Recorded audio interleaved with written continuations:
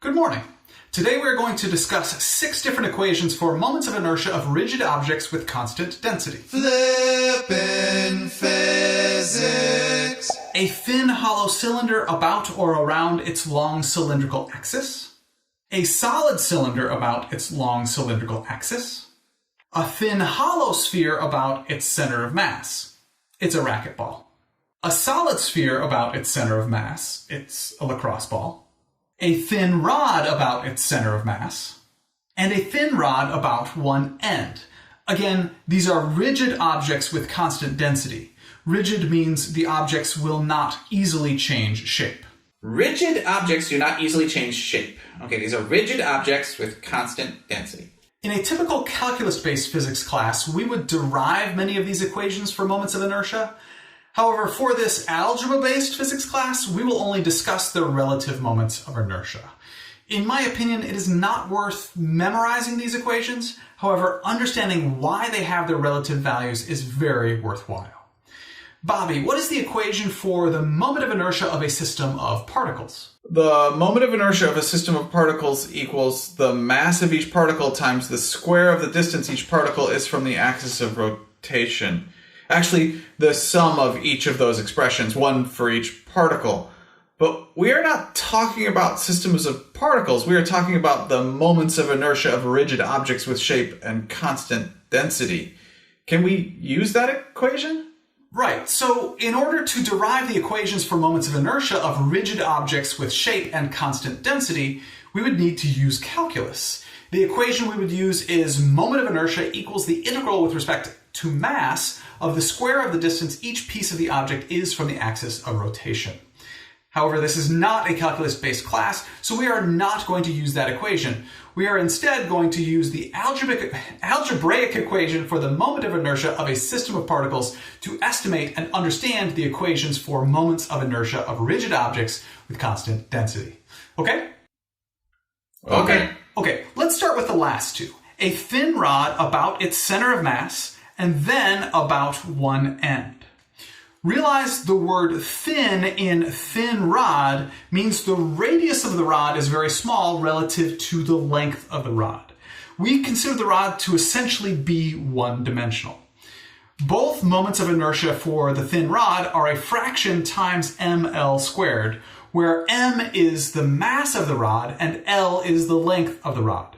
For example, the moment of inertia of a thin rod rotating like this about its center of mass is 1/12 the mass of the rod times the length of the rod squared.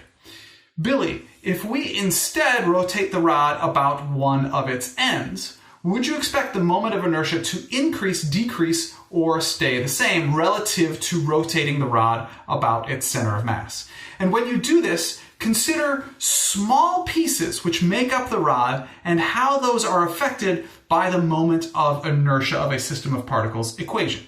Well, moment of inertia is linearly proportional to the mass of each piece of the rod, but it is proportional to the square of the distance each piece of the rod is from the axis of rotation. So when we move the axis of rotation to the end, some of the mass is now farther from the axis of rotation. Therefore, I would think the moment of inertia would go up, right? Correct, Billy. The moment of inertia of the thin rod about one end is 1/3 mass times length squared. And 1/3 is greater than 1/12. Therefore, the moment of inertia increases when we move the axis of rotation from the center of mass to the end of the rod. Next, let's talk about the other 4 moments of inertia, where each is a fraction times mr squared, where m again is the mass of the object and r is the radius of the object. Let's start with the thin hollow cylinder about its long cylindrical axis. Again, the word thin here means the thickness of the hollow cylinder is very small compared to the radius of the cylinder. Therefore, we can consider the hollow cylinder to be essentially a 2-dimensional object where every piece of the thin hollow cylinder is a distance r from the axis of rotation. But what do you think that means for the moment of inertia of the thin hollow cylinder about its long cylindrical axis? What is a long cylindrical axis? And why are all the letters capitalized? Oh, right. The long cylindrical axis is the axis of the cylinder which intersects with the center of every circle created by the cylinder. In other words, we are rotating the cylinder like this. We cannot just say about its center of mass, because then we could be rotating it this way, for example. And mass, length, and radius are all capitalized because they refer to the entire object rather than a piece of the object. For example, when we have a radius which varies from 0 to capital R, that radius variable will be denoted using a lowercase r, and the full radius of the object will be denoted using a capital R. Again, but what do you think we know about the moment of inertia of a thin hollow cylinder about its long cylindrical axis? I don't. Well, every piece of the cylinder is a distance r from the axis of rotation. Yeah. So the moment of inertia of every piece of the cylinder is the mass of each piece times r squared. Okay, so because every piece of the thin hollow cylinder is a distance r from the axis of rotation, the moment of inertia of the entire thin hollow cylinder equals the mass of the cylinder times the square of the radius of the cylinder. That makes sense. Thanks, guys. You are welcome. Yeah. But what is the fraction? Yeah, what is the fraction in that equation? It's 1. 1 is not a fraction. Fine, it's 1 over 1. Is 1 over 1 a fraction? Great. So now let's move on to the moment of inertia of a solid cylinder, again about its long cylindrical axis. Bobby, how do you think the fraction multiplied by the mass times radius squared for the moment of inertia of a solid cylinder about its long cylindrical axis compares to the fraction for a thin hollow cylinder? Okay, so this comes down to where the mass of the solid cylinder is located relative to the axis of rotation. Because the cylinder is solid, more of the mass of the solid cylinder is closer to the axis of rotation than for the thin hollow cylinder. So the moment of inertia should be less, therefore the fraction for the solid cylinder should be less than the fraction for the thin hollow cylinder. Correct. The moment of inertia of a solid cylinder about its long cylindrical axis is 1/2 mass times radius squared. 1/2 is less than 1, so the fraction for the moment of inertia of a rigid solid cylinder of constant density about its long cylindrical axis is less than the fraction for the moment of inertia of a thin hollow cylinder.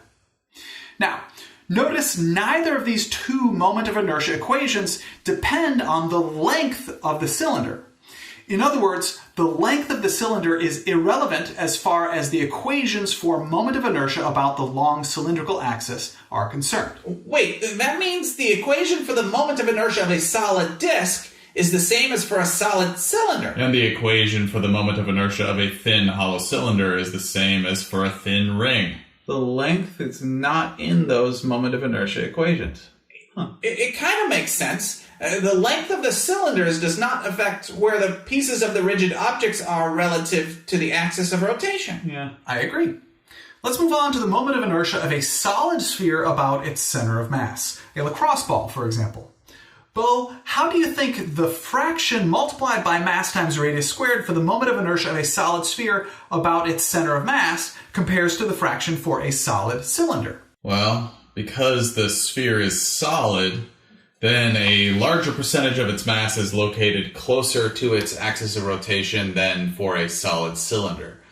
So the fraction for the equation for moment of inertia of a solid sphere should be less than the fraction for a solid cylinder. The moment of inertia of a solid sphere about its center of mass equals 2/5 times mass times radius squared.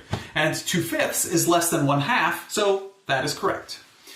Billy, what about the last one, a racquetball, for example? Where do you think the fraction for the equation for the moment of inertia of a rigid, thin, hollow sphere of constant density about its center of mass fits in with our other fractions?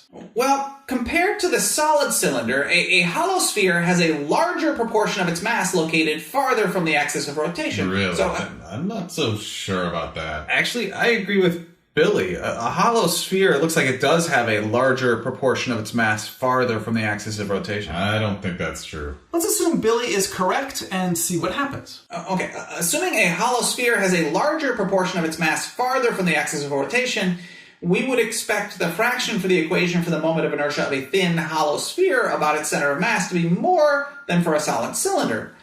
However, compared to the thin, hollow cylinder, a hollow sphere has a smaller proportion of its mass located farther from the axis of rotation. So we would expect the fraction for the equation for the moment of inertia of a thin, hollow sphere about its center of mass to be less than for a thin, hollow cylinder. The moment of inertia of a thin, hollow sphere about its center of mass equals 2/3 mass times radius squared.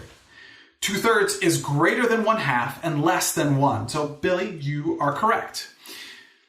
We have now completed discussing all 6 moments of inertia equations, and I'll just take a moment to point out an error students often make, which is to forget that the thin rod moment of inertia equations include L for length, and all the others include R for radius instead. It is not unusual for students to think that the thin rod equations also have R in them, but they don't. They have L for length. But again, please do not memorize these equations. Instead, understand why they have their relative fractions in their moment of inertia equations. Thank you very much for learning with me today. I enjoyed learning with you.